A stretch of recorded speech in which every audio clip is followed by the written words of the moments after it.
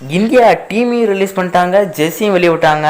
இதில் என்னென்ன weakness and plus இருக்குன்னு தான் பார்க்க போகிறோம் இந்தியா டீமில். வாங்க வீடியோக்குள்ளே போகலாம். ஃபஸ்ட்டு வீக்னஸ் வந்து போமே. வீக்னஸ்ன்னு சொன்னாலே இது ஃபார்ம் தாங்க, நிறைய பேரோட ஃபார்ம். ஃபஸ்ட்டு ரோஹித் சர்மா, அவர் T20 வேர்ல்டு கப் எடுத்தது வந்து 4-5 மேட்ச் ஆடவே இல்லைங்க ஒழுங்கா. அடுத்து பார்த்தீங்கன்னா யுஸ்வேந்திர சேகரோட ஃபார்ம். அவர் வந்து பார்த்தீங்கன்னா எப்போ T20 வேர்ல்டு கப் எடுத்தாங்களோ அப்படிருந்து ரன் வழங்கி கொடுக்க ஆரம்பிச்சிட்டாரு.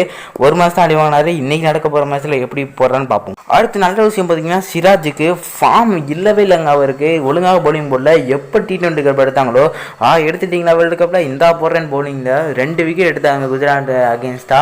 2 ஓப்பனரையும் தட்டி தூக்குனாரு. வேற லெவல் ஃபார்முக்கு வந்திருக்காரு. விராட் கோலியோட ஃபார்மும் வேற லெவல் இருக்குங்க. அவர் orange cap holder IPL super ஆண்டுகிட்டு இருக்காரு. இது இந்தியன் டீமுக்கு ரொம்பவே யூஸ்ஃபுல்லாக இருக்கும்.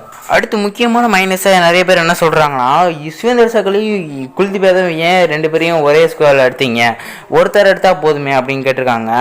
4 ஸ்பின்னர் எதுக்குன்னு கேட்டிருக்காங்க. அதுக்கு ப்ரெஸ் கான்ஃபரன்ஸ் சொல்லியிருக்காருனா ரோஹித், நாங்கள் வந்து வெஸ்ட் இண்டீஸ் கண்டிஷனில் வந்து விளாண்டுருக்கோம், அதுக்கு வந்து ஸ்பின்னு நிறைய தேவைப்படும், அதுக்காக தான் நாங்கள் 4 ஸ்பின்னர் எனக்கு வேணுங்காண்டி நாங்கள் எடுத்திருக்கோம் அப்படின்னு சொல்லியிருக்காரு.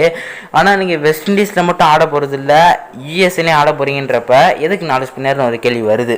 அதுக்கு பதிலாக ஒரு ஃபாஸ்ட் போலர் இருந்தாலும் நல்லா இருக்கும்னு நான் நினைக்கிறேன். நீங்கள் என்ன சொல்கிறீங்க? கமெண்ட்டில் சொல்லுங்கள். அடுத்தது பார்த்தீங்கன்னா ரிங்கு சிங் எடுக்காது பெரிய மிஸ்ஸாக தாங்க இருக்கும். ஏன்னா அவர் எல்லாரும் ஃபினிஷர் தான் பார்க்குறாங்க. அவர் வந்து கேம் எடுத்துகிட்டு போகும் தெரியும். நாட் எ ஃபினிஷரும் பண்ணுவார்.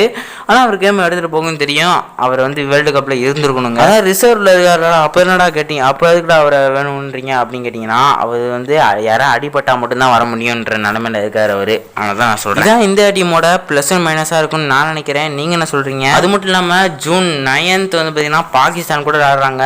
எப்படி இருக்கும் மேட்ச்னு கமெண்ட் பாக்ஸில் சொல்லுங்கள். இந்த வீடியோ ஷேர் பண்ணுங்கள், லைக் பண்ணிக்க, முக்கியமாக சப்ஸ்கிரைப் பண்ணிக்கங்க.